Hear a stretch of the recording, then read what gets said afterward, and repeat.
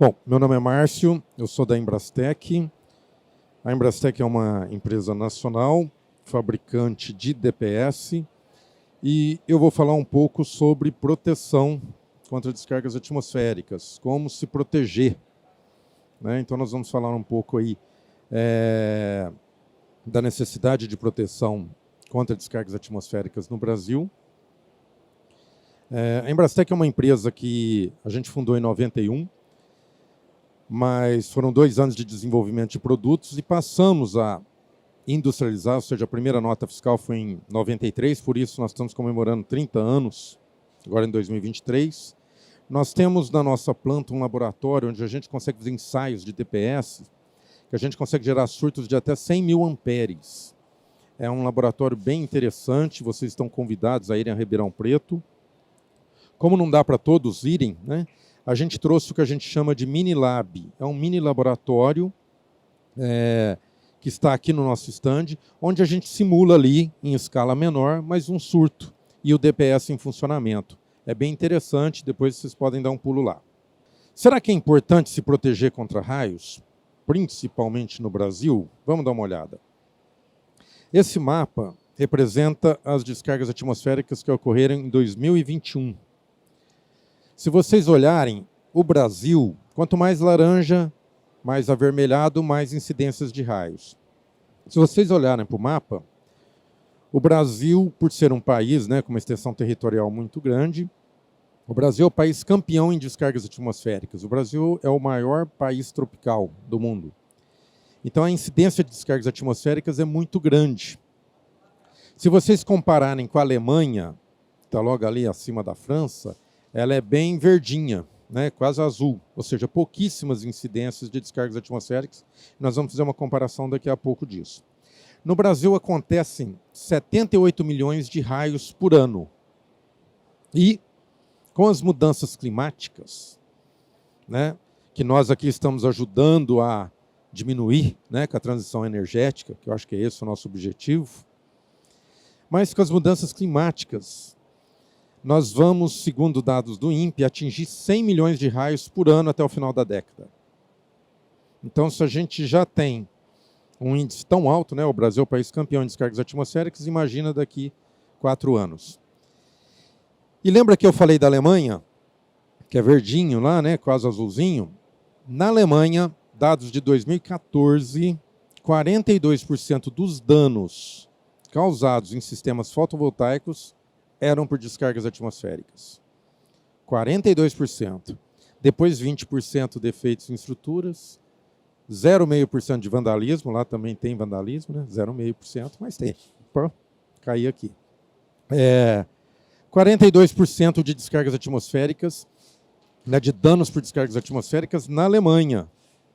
Olha lá, voltando ao mapa. E tem um detalhe interessante. Uma descarga atmosférica no hemisfério norte, ela é em torno de 18 mil amperes, um raio típico no hemisfério norte. No hemisfério sul, um raio típico 40 mil amperes. O que significa isso? O raio sai da nuvem com 40 mil amperes, um raio típico, e ele vem se perdendo pelo caminho, e ele atinge a edificação, que nós vamos falar daqui a pouquinho, em torno de 20 mil amperes. Na Alemanha, ou seja, no hemisfério norte, 18 mil amperes, ele perde pelo caminho, atinge com 9. Então, olha a diferença. A gente tem quase o dobro um raio típico brasileiro é quase o dobro de capacidade. Então, imagina o risco disso. Bom, acho que não precisamos negar da necessidade de proteção. E se a gente for falar, então, de proteção, existem normas para isso. 5410 é a norma que trata instalações de baixa tensão, e a 5419 trata da proteção contra descargas atmosféricas.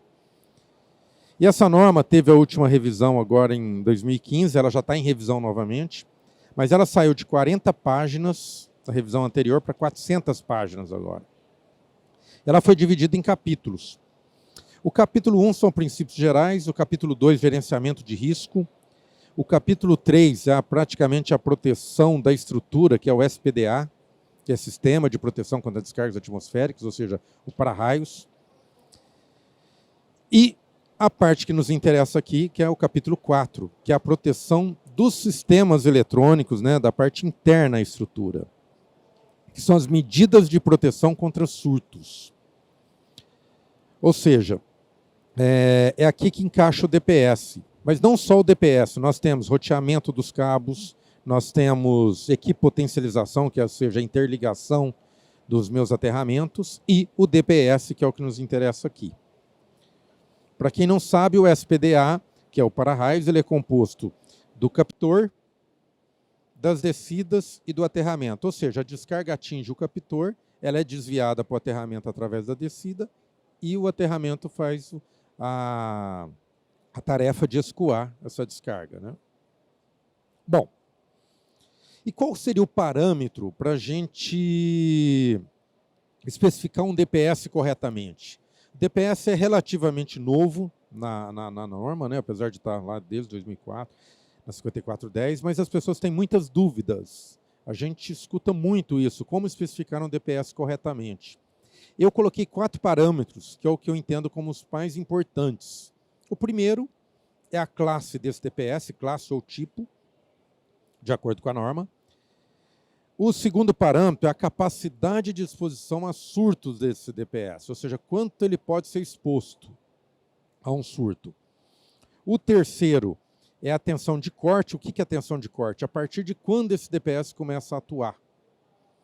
E o principal parâmetro, esses 3 primeiros, é só para a gente atingir esse 4º parâmetro, que é o principal, que é o nível de proteção. O que é nível de proteção? O que o DPS vai deixar passar quando ele atuar. Isso é o mais importante, porque isso tem que ser compatível com o equipamento que a gente quer proteger. Então vamos entender isso. Primeiro, como são divididos em classe ou tipos DPS? São divididos em 3 classes, ou tipo. Tipo 1 e tipo 2 é aquele para proteção de rede elétrica, independente de ser corrente contínua ou corrente alternada. Geralmente ele é instalado no QGBT ou nos quadros de distribuição, QGBT é o quadro geral, né? E o classe 3 é aquele para proteção mais refinada, próxima ao equipamento, ou ainda integrada ao equipamento. E também para proteger, então, das outras redes. Rede de dados, telefonia, CFTV, RF, né, antenas. Então, tudo isso também tem par sólido e pode trazer surto para dentro da edificação. Então, é aí que entra o DPS classe 3. Bom, e o que vem a ser, então, DPS classe 1? DPS classe 1 é aquele para proteger contra descargas diretas. E o que é descarga direta? A norma chama isso de fonte de dano S1 e S3. S1 é a primeira casinha, onde a descarga atinge diretamente a edificação. E S3, onde a descarga atinge diretamente os condutores ou tubulações que alimentam essa edificação. Ou seja, esse DPS vai ser exposto a uma corrente muito alta. Então, essa é a finalidade do DPS classe 1. Então, para proteger contra descargas diretas.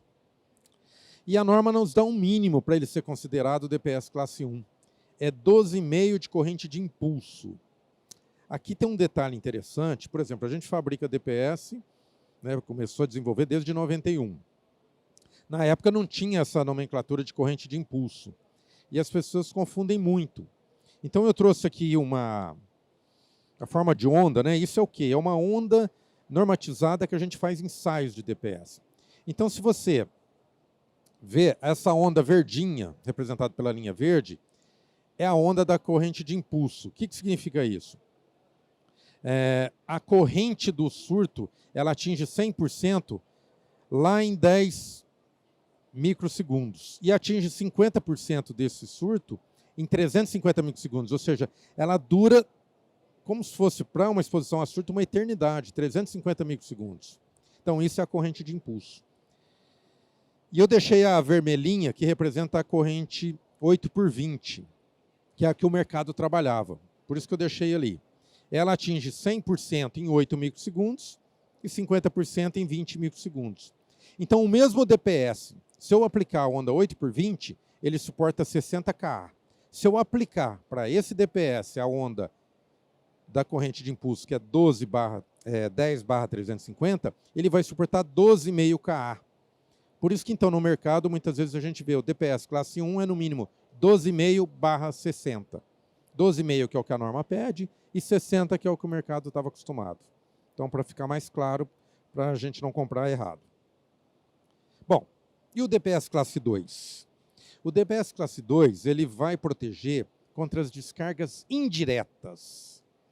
A norma chama isso de fonte de dano S2 e S4. S2 é aquela descarga que atinge próximo à minha edificação. Cai numa árvore, cai no solo, ou seja, ela não atinge a edificação diretamente, mas cai na proximidade. E a fonte de dano S4, que é a casinha de cá, é aquela descarga que vai cair nas proximidades dos meus condutores ou tubulações que alimentam essa edificação.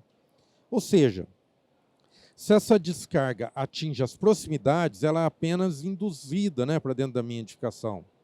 Então, a corrente de exposição a surto desse DPS pode ser menor. Então, o DPS classe 2 ele tem uma capacidade um pouco mais moderada.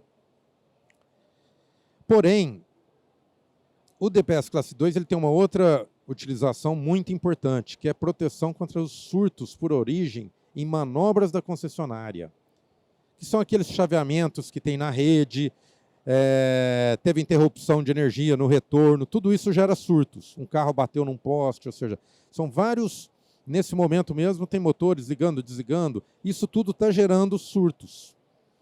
Isso, 85% dos surtos são por manobras, apenas 15% é por descargas atmosféricas. Então esse DPS classe 2 tem uma utilização muito importante, né, que é essa proteção também contra surtos por manobras. E ele tem um mínimo para ele suportar. Ele tem que suportar no mínimo 5 kA. 5 kA de corrente nominal. Outro parâmetro também. O que significa corrente nominal? É naquela onda 8/20 que eu havia falado, porém ele tem que suportar 15 aplicações, 15 surtos. O pessoal muitas vezes me pergunta, qual a vida útil de um DPS? Está aqui a resposta. É a corrente nominal dele. Ele vai suportar 15 ocorrências, 15 surtos da corrente nominal dele. Pra vocês terem ideia, o que eu estou fazendo ensaio lá no nosso stand é um de 60 kA de máxima, 30 de nominal e 12,5 de corrente de impulso. Então, 30 kA de nominal. Então, ele suportaria 15 surtos de 30. Como lá a gente está aplicando, é fora do laboratório, eu estou aplicando ali 3,5. Ele já suportou, ontem eu devo ter feito umas 20, hoje eu já fiz umas 5 de manhã. Ele já suportou 25 aplicações de 3,5 kA. Então ele vai suportar com certeza mais o dia inteiro de hoje. Por quê? Conforme você diminui o surto para a corrente nominal, ele suporta mais. Então essa informação é bem interessante. Bom, o próximo parâmetro. Antes do parâmetro, o DPS classe 3. Então o DPS classe 3 é aquele... Então a gente falou do DPS classe 1 e 2. O 3... Então, ele não tem uma corrente mínima para ele suportar, e sim a aplicação dele onde ele é instalado. Então, ele vem para proteger a rede elétrica, as outras fontes de danos, que poderia ser rede de dados, telefonia, CFTV, e, inclusive, integrado a equipamentos. Então, é aquele que fica próximo ao equipamento ou integrado ao equipamento. Isso aqui é muito importante, porque... A gente tem escutado muito que os inversores contêm proteção contra surtos, contêm DPS. E aí, falar tipo 2 ou tipo 1+2, ótimo. Isso é excelente ele ter. Mas, falando na 5419, e eu vou explicar daqui a pouco, a aplicação desse DPS, mesmo sendo classe 1 ou classe 1+2 ou 2, é uma aplicação de DPS classe 3. Eu vou explicar daqui a pouquinho. Aqui é importante também, quando a gente fala de inversor, se esse inversor tiver uma comunicação de rede de dados. Por ali também pode chegar um surto. Então, um DPS classe 3 vai proteger essa entrada de surtos também. Bom, vamos lá para o próximo parâmetro, que é a tensão de corte.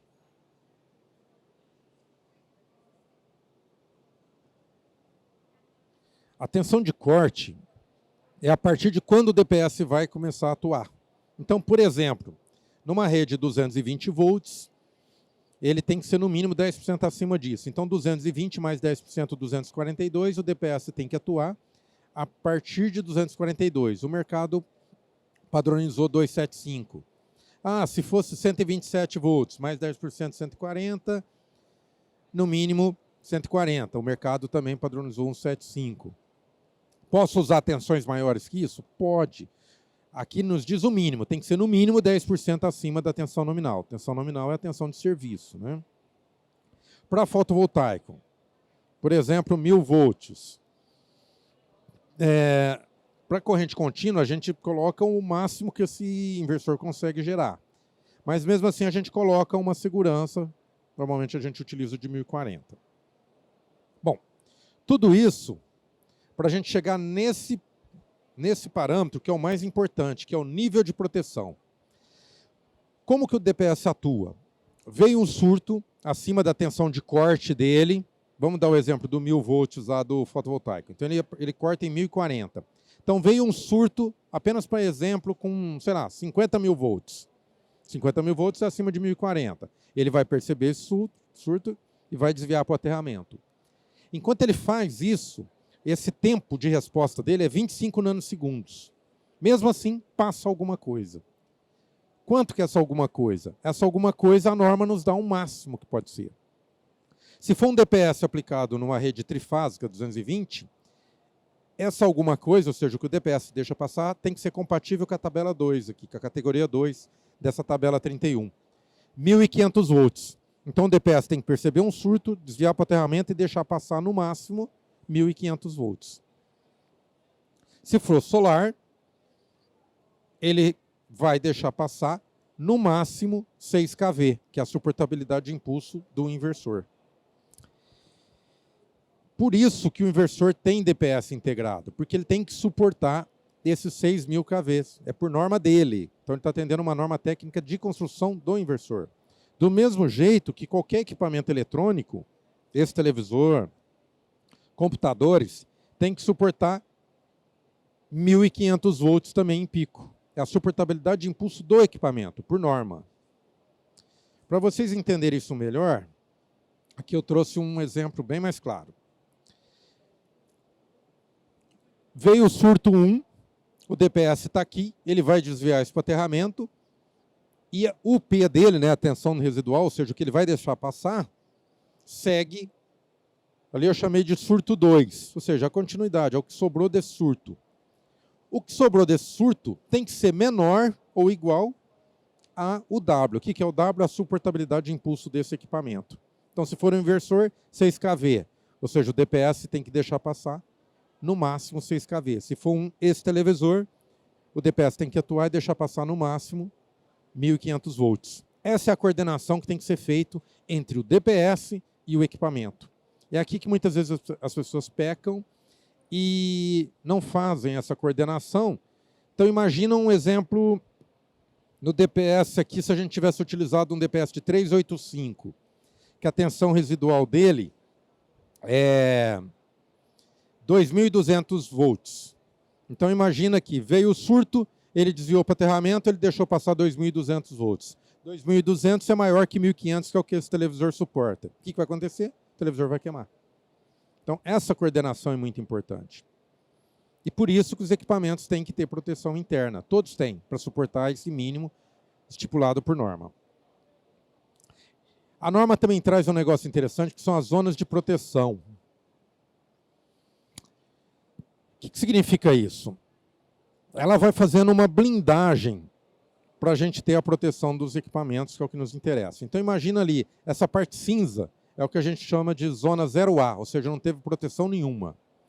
Essa parte branca, onde tem aqui, como se fosse uma circunferência, é a zona 0B. Aqui já teve uma certa blindagem pela própria estrutura da edificação. E aí, quando eu entro para dentro da edificação, ou seja, passei da parede para dentro, é a zona 1. E aí, conforme eu vou entrando, quadros de distribuição, zona 2. O próprio equipamento em si, zona 3.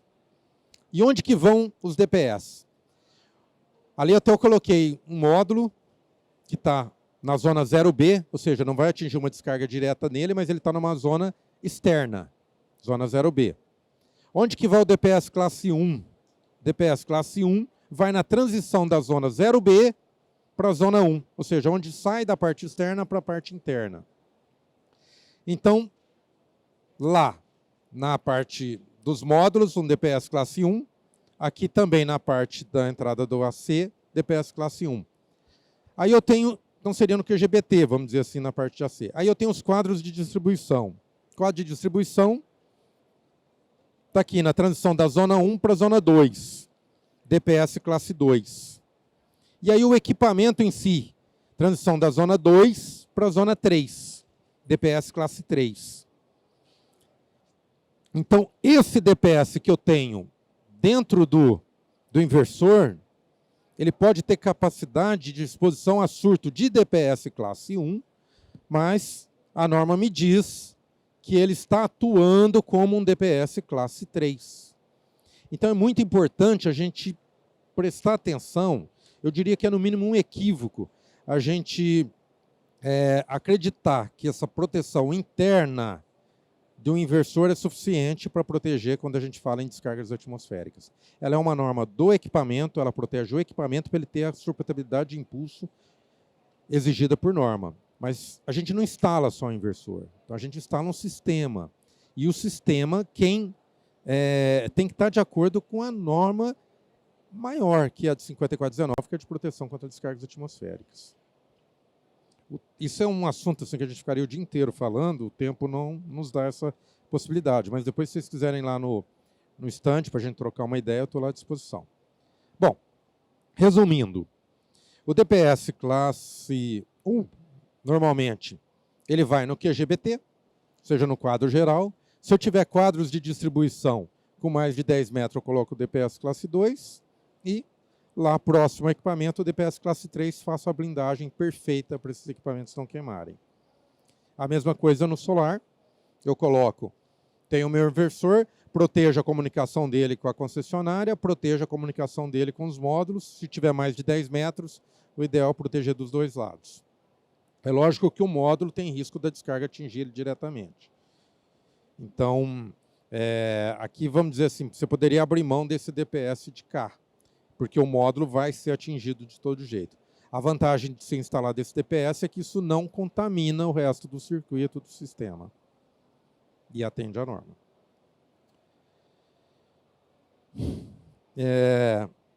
Existem normas tanto para fabricação de DPS, quanto norma para...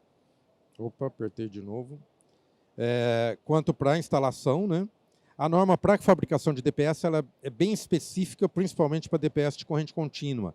O DPS de corrente contínua ele tem uma construção diferente do DPS de corrente alternada.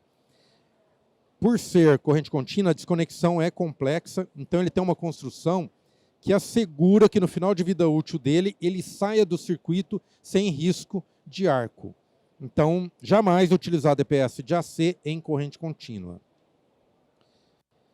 Nós temos uma linha de DPS muito grande, são mais de 1000 modelos, e de string box também. Depois, se vocês quiserem ir lá no nosso stand também, entrar no nosso site.